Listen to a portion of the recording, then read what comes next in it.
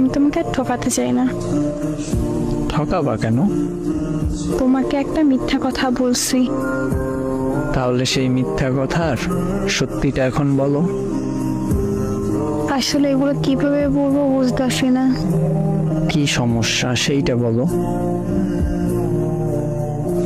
আমি আমাদের কলেজের একটা ছেলেকে অনেক পছন্দ করি, আর মিথ্যা কথা বলছি এইটা, এই ফোনটা আমার কাছেই থাকে সব সময়।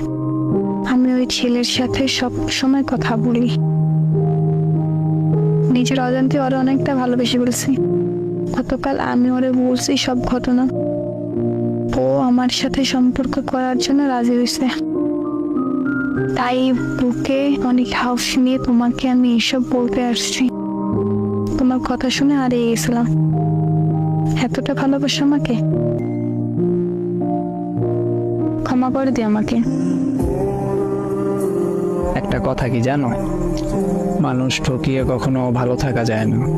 আল্লাহ ছাড় দেন কিন্তু ছাইড়া দেন না। প্লিজ এইভাবে বললো না। আমি এখন তোমাকে কি বলবো সেটাই বুঝতে পারতেছি না। এমনও মানুষ হয়। আচ্ছা, আমার কমতি ছিল কোথায়? জানি না। তোমার অনেক চাহিদা ছিল যেগুলো আমি পূরণ করতে পারতাম না, সেটাই তো। এমন ভাবে বললো না প্লিজ। সত্যি কথা মুখে আটকায় না। যাই হোক, ভালো থেকো যদি পারো আর কি। তাইলে থাইকো ভালো। অভিশাপ দিও না। না, দিব না অভিশাপ।